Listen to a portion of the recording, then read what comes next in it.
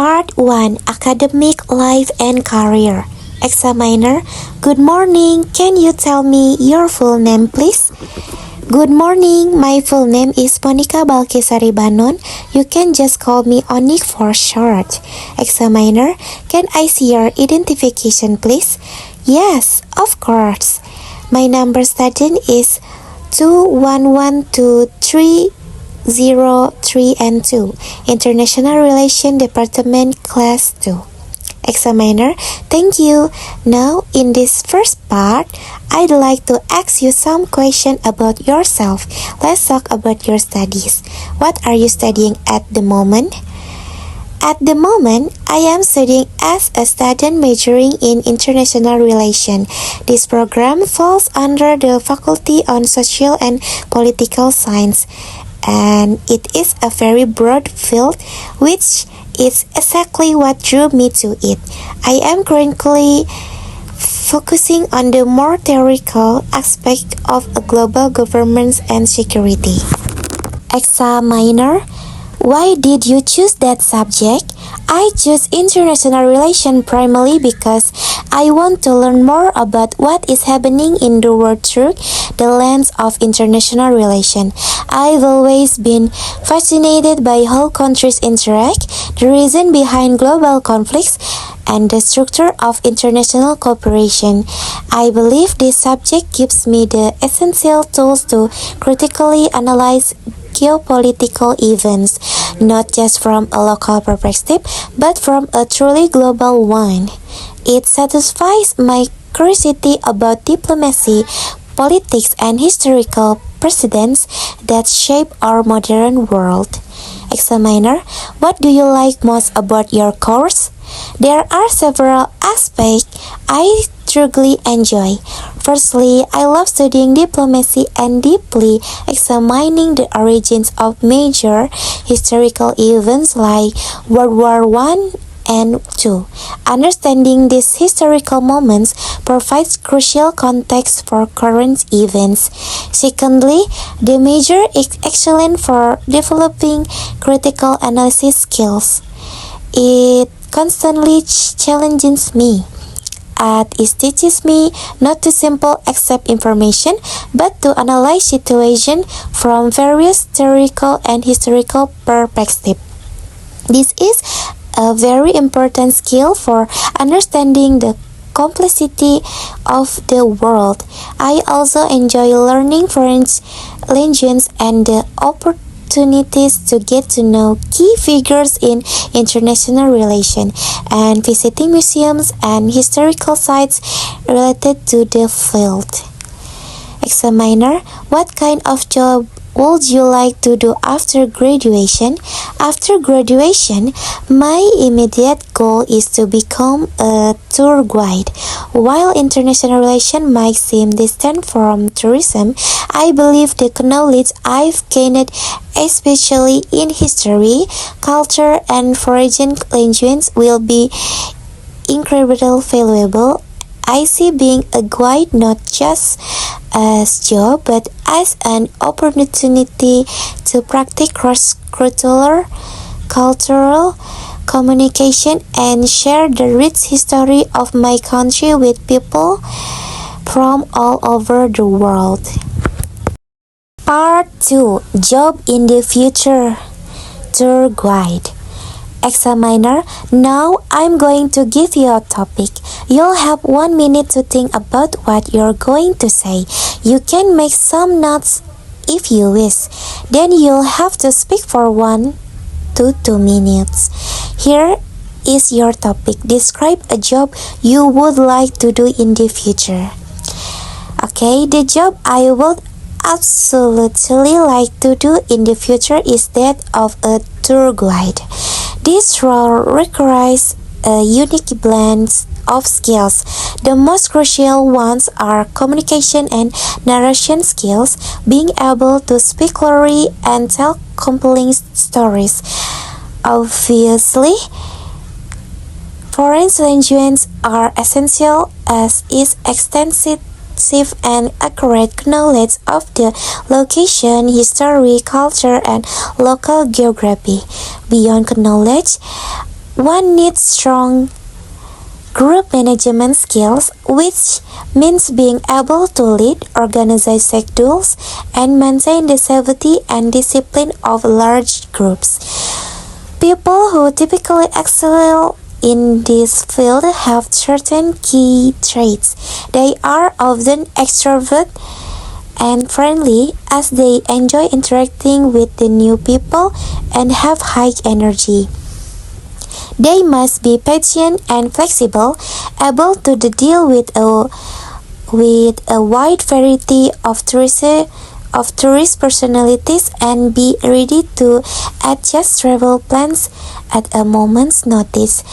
It also requires someone who is enthusiastic and passionate, with a genuine love for the location being good, and who wants to share that passion.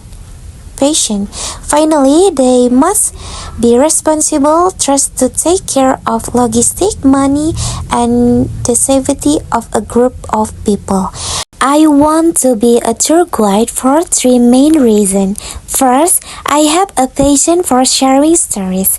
I really enjoy telling stories about the history, culture, and uniqueness of a place. This job allows me to turn facts into a living experience. Second, I enjoy meeting new people from diverse cultural backgrounds, which broadens my perspective. Lastly, I dislike the idea of a stagnant office job. I prefer an environment that is not a desk job. I like a dynamic, active, and non-monotonous work environment where every day present new challenges and psyche. This career perfectly matches my skills and personality. Part 3. Career Development. Examiner, let's talk more about career development. What factors do you think influence a person's choice of career? Okay, I believe a person's career choice is influenced by a complex interplay of internal and external factors. Internally, the primary drivers are personal passion and inherent aptitude. People naturally gravitate towards jobs that align with their interests and where they feel they have a talent. However, external factors are often more influential.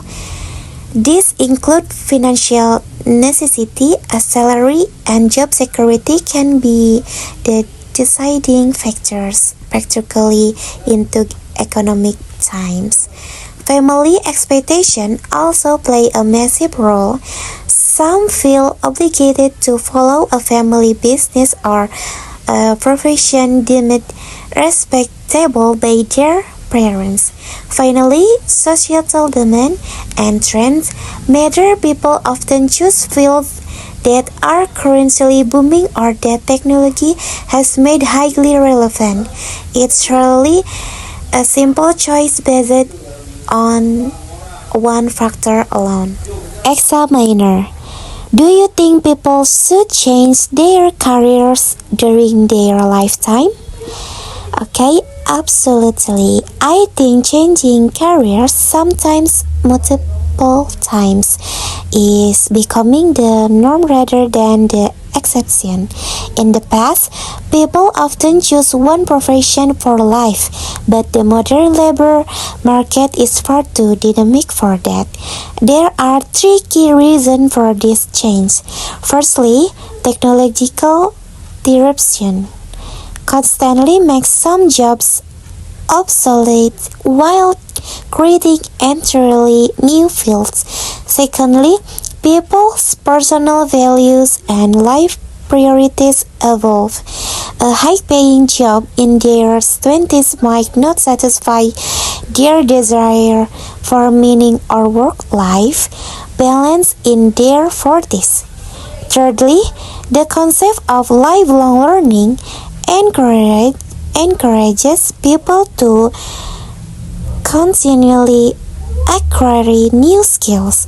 Career changes are simply a reflection of personal growth and the need to adapt to an ever-changing professional landscape. Examiner, how has technology affected the kinds of jobs people do today?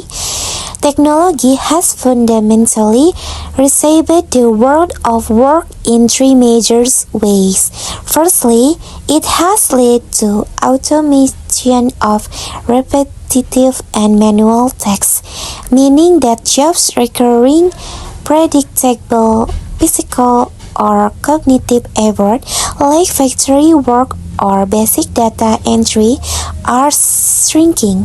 Secondly, it has created entirely new job categories that require highly specialized digital skills such as AI development, cybersecurity, and social media management. This job didn't exist 2 decades ago.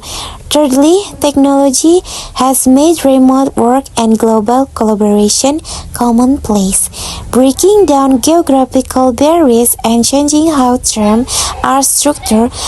Overall, it has shifted the demand away from physical labor and towards roles that emphasize complex problem solving, creativity, and emotional intelligence. Examiner, do you think education prepares people well for the workplace? I believe the current education system provides a solid foundational knowledge, but often falls short in preparing people adequately for the realities of the modern workplace. It excels at teaching specific academic subjects and fostering theoretical understanding.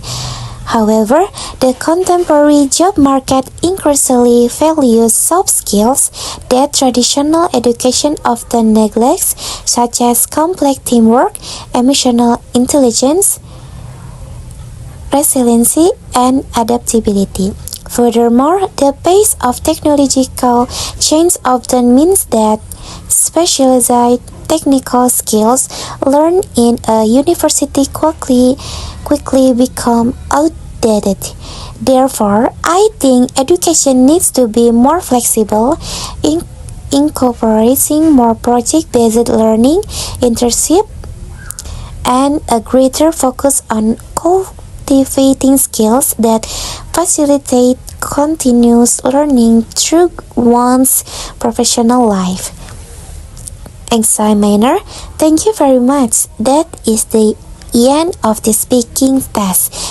Thank you.